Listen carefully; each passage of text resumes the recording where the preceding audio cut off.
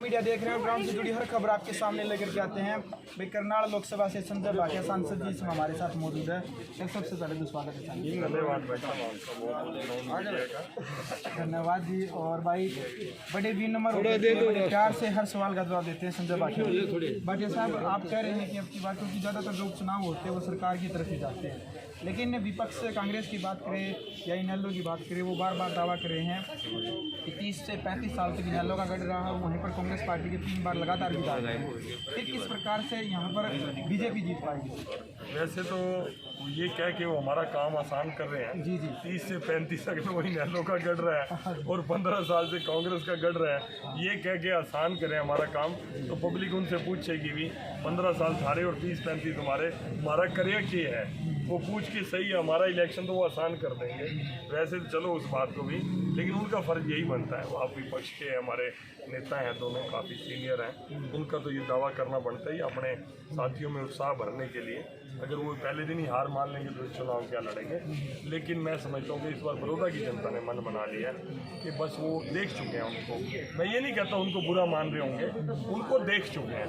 एक बार वो अजमाना बीजेपी को भी चाहते हैं इस 4 साल के। भाटिया साहब, 2 कॉलेज हरियाणा सरकार की तरफ से मुख्यमंत्री जी ने तो बड़ौदा के अंदर 2 कॉलेज दिए हैं।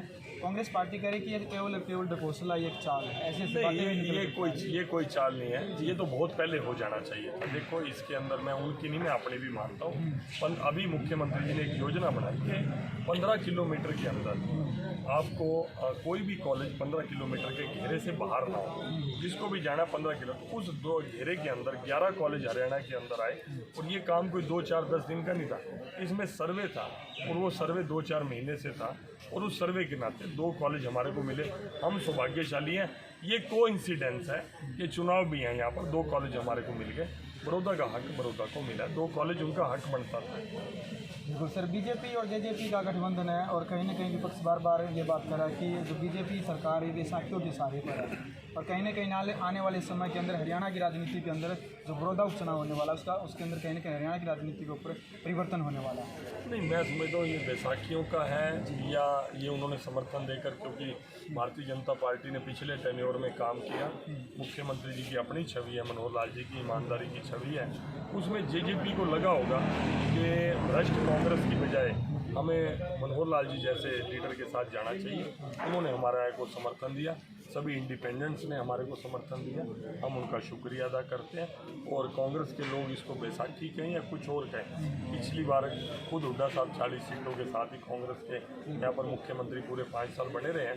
जब वो 5 साल बने रहे हैं तो उनको ये भी सहजता से स्वीकार करना चाहिए, दूसरी की बारी भी सहजता से स्वीकार करना चाहिए। भाटिया साहब, क्या एजेंडा फिर बड़ौदा उपचुनाव में बीजेपी? बड़ौदा उपचुनाव में एक ही एजेंडा, एकमात्र ही एजेंडा है कि बड़ौदा की जनता को अब तक, चाहे वो गढ़ इनेलो का रहा हो, चाहे वो गढ़ कांग्रेस का रहा हो, उनको उनका हक नहीं है, उनको उनके हक से वंचित रखा गया।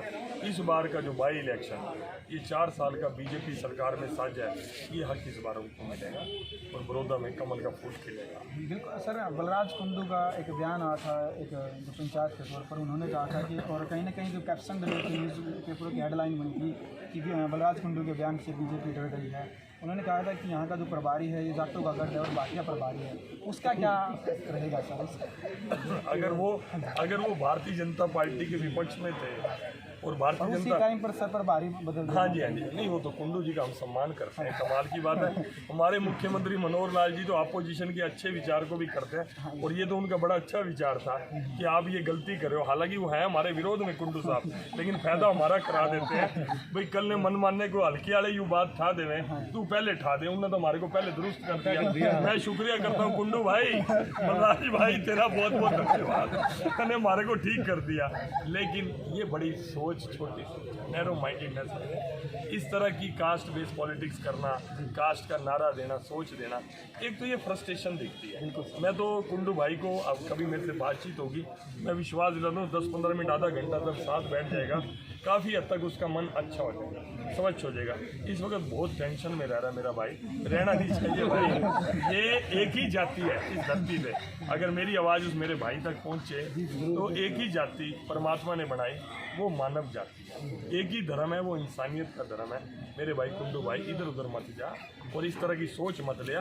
राजनीति बीजेपी के विरोध में कर, राजनीति संजय भाटिया के विरोध में कर, राजनीति किसी के पक्ष में कर, हमें उससे फर्क नहीं पड़ता, लेकिन सोच भाईचारे वाली और इंसानियत वाली रहनी चाहिए। ये सब हमारे शरीर में जो खून बह रहा है, सबका रंग एक है, सभी परमात्मा के दिए इंसान है। तो बलराज को भी अपना भाई मानता है, मेरे को उससे भी कोई द्वेष नहीं है। सर ये तो भैया देखो पहले बताई थी कि भाटिया साहब का एक तरीका मतलब बड़े प्यार से जवाब देते हैं हर बात का। नहीं, फिर कुंडू साहब तो अपने साथी रहे इकट्ठे। मेरी बात सुनो, इकट्ठे एक बात सुनो। नहीं दीपेंद्र जी, मैं दिल से दीपेंद्र जी ना दीपेंद्र जी, और मैं आपको विश्वास देता हूँ, दीपेंद्र जी को मैं पसंद करता हूँ, मैं झूठ नहीं बोलूँगा। राजनीतिक विचारधारा अलग है, उनकी पसंद राहुल गांधी है, मेरी पसंद नरेंद्र मोदी है। इतना डिफरेंस है, इससे ज़्यादा कोई और डिफरेंस नहीं। और मैं जहाँ तक और पार्टी के लीडर्स की, मैं कोई आपसे झूठ नहीं बोलूँगा।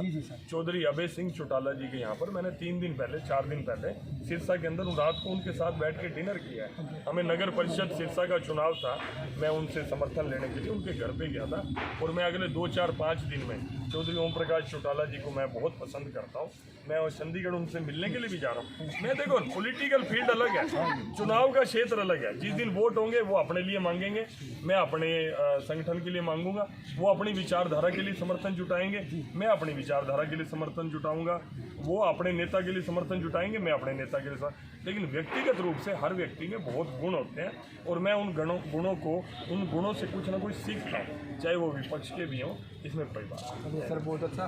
क्या संदेश आप ग्राउंड मीडिया के माध्यम से बड़ौदा की जनता को आप? मैं देना चाहूँगा कि प्रेम बना के रखो, भाईचारा बना के रखो। देखो, चुनाव का रिजल्ट जो परमात्मा ने तय कर रखा है वही होना है, उससे ज़्यादा उसमें कोई स्ट्रेस या तनाव लेने की जरूरत नहीं।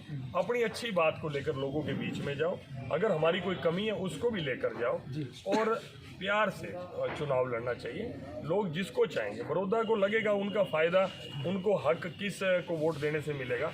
बड़ौदा के लोग बड़े जागरूक हैं, समझदार हैं। खाली चुनावी बातचीत से या किसी के खिलाफ जहर वाला बोलने से उससे कोई फ़र्क नहीं पड़ने वाला। बड़ौदा के लोग इस बार एकजुटता दिखाएंगे। अभी आपने देखा बुठाना गाँव के सब 36 बरादरी के लोग यहाँ आए हुए थे, सब हम पे ट्रस्ट कर रहे हैं, विश्वास कर रहे हैं और उम्मीद कर रहे हैं कि ये हमारा भला कर सकते हैं।